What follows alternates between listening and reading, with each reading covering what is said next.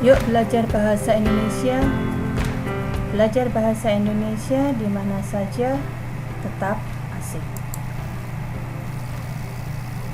Pada pertemuan kali ini, mari kita belajar mengenai kaidah kebahasaan teks novel sejarah. Apa saja yang akan kita pelajari pada kaidah kebahasaan teks novel sejarah ini? Ya. Ciri khas atau karakteristik teks novel sejarah ialah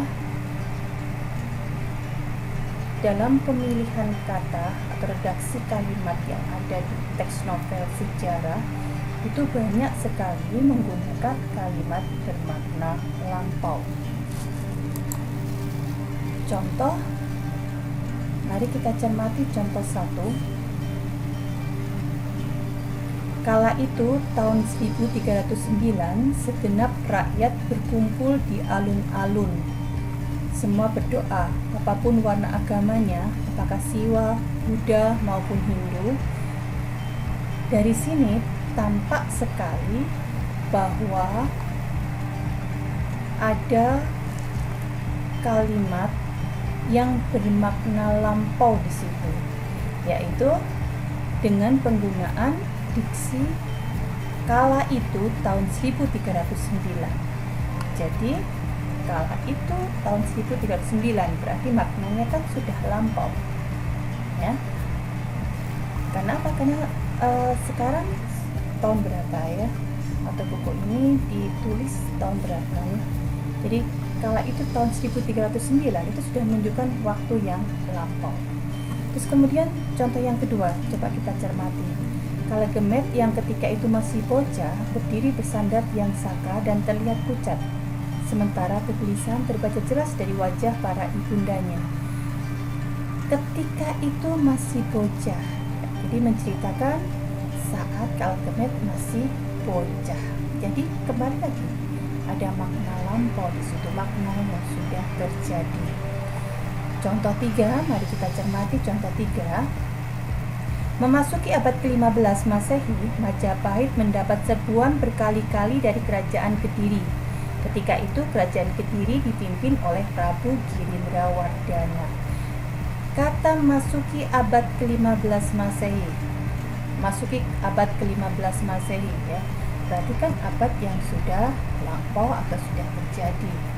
Bagaimana dengan contoh nomor 4? Apakah tampak dalam teks ini, penggalan teks ini, kalimat bermakna lampau? Jika iya, kata manakah yang menunjukkan bahwa ini memiliki makna lampau? Oke, saya bacakan. Maka itulah sejak kecil Sumariah tumbuh mandiri.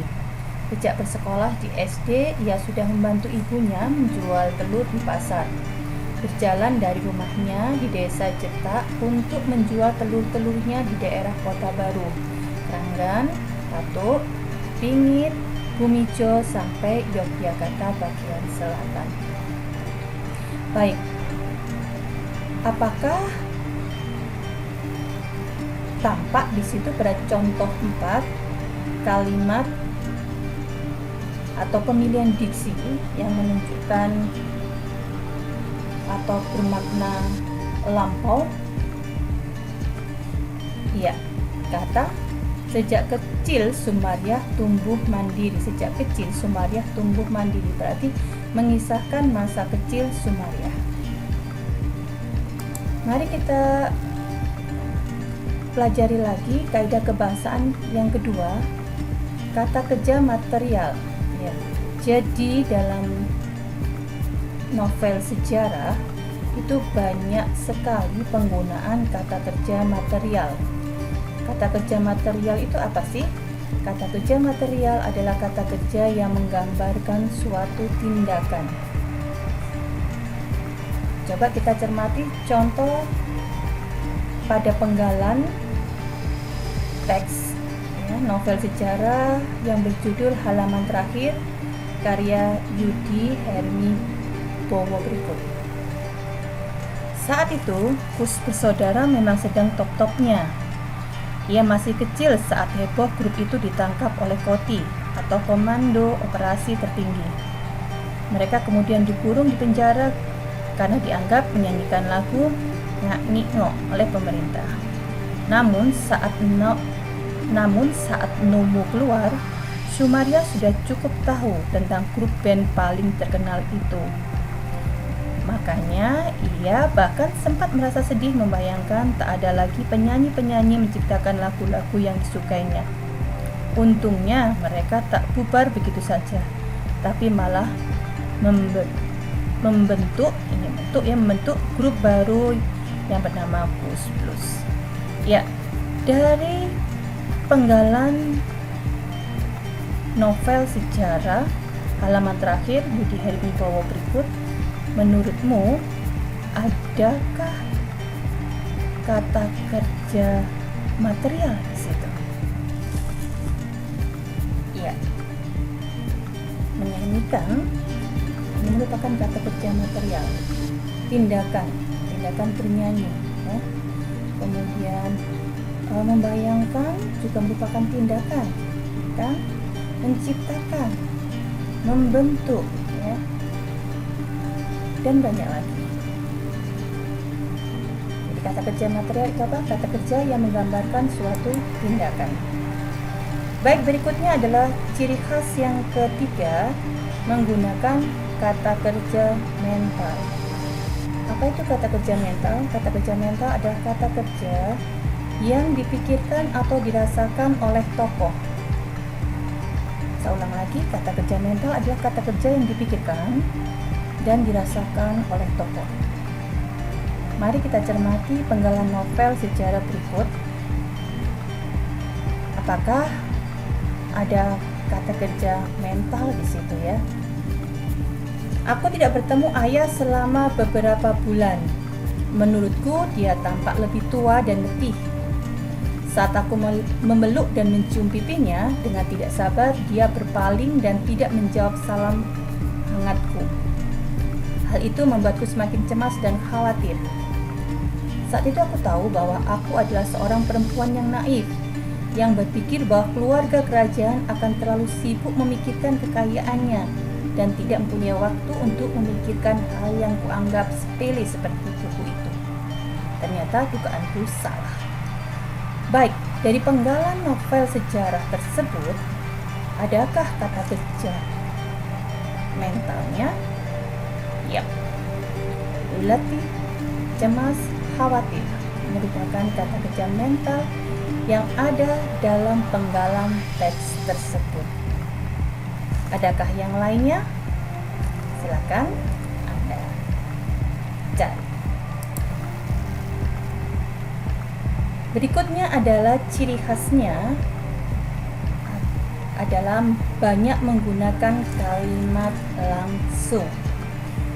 Kalimat langsung itu apa sih? Kalimat langsung adalah kalimat yang diucapkan secara langsung kepada orang yang dituju. Kalimat langsung ditandai dengan pemakaian tanda petik. Suparman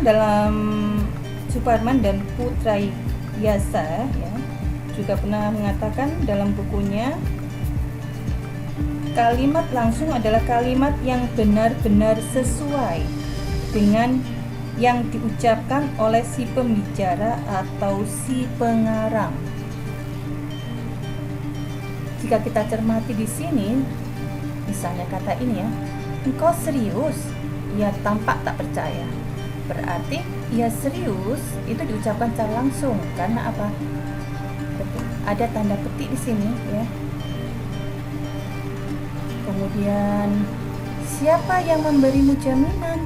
Itu sudah pertanyaan juga, kan? Pertanyaan yang secara langsung disampaikan. Untuk kaidah kebahasaannya yang detail mungkin akan ada video saya berikutnya khusus, ya, membahas mengenai kalimat langsung dan tidak langsung. Berikutnya adalah menggunakan kata-kata sifat. Ini juga merupakan ciri khas atau karakteristik dari novel sejarah. menggunakan kata-kata sifat untuk menggambarkan tempat, tokoh, atau suasana. Jadi bagaimana kaidahnya? Tampak seperti contoh yang ada di sini ya. Gajah Mada mempersiapkan diri sebelum berbicara dan menebar pandangan mata menyapu wajah semua pemimpin prajurit, pimpinan dari satuan masing-masing. Dari apa yang terjadi itu terlihat betapa besar wibawa Gajah Mada. Bahkan beberapa prajurit harus mengakui wibawa yang dimiliki Gajah Mada jauh lebih besar dari wibawa Jayanegara. Sri Jayanegara masih bisa diajak bercanda, tapi tidak dengan Patidaha Gajah Mada, sang pemilik wajah yang amat teguh itu. Dari gambaran ini, dari deskripsi ini, maka kita akan tahu bagaimanakah karakter Gajah Mada. Perhatikan juga contoh yang kedua di sini. Dengung suara gumaman pengunjung terdengar makin kuat. Kali ini lebih keras daripada yang pertama. Tampak sekali bila pengunjung terprovokasi oleh ucapan pembela di depan, hingga akhirnya hakim terpaksa memukul-mukul palu hakimnya ke meja. Duk, duk, duk. Tenang, tenang hadirin, diharap tenang. Hakim mencoba menenangkan kembali suasana ruangan. Pendeskripsian ya, atau kalimat atau kata-kata yang dirangkai dalam sebuah kalimat sehingga menjadi wacana seperti ini, penggalan teks seperti ini, tampak sekali penggambaran suasana waktu itu. Dengung suara gumaman pengunjung terdengar makin kuat. Di situ akan tergambar suasananya bagaimana ya, dengung gumaman pengunjung makin kuat. Kali ini lebih keras daripada yang pertama.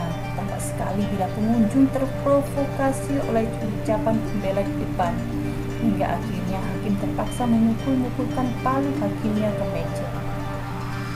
Dari sini tampak sekali penggambaran suasana saat itu. Saya rasa itu yang bisa kita pelajari dari kaidah kebahasaan teks novel sejarah. Semoga bermanfaat. Assalamualaikum warahmatullahi wabarakatuh.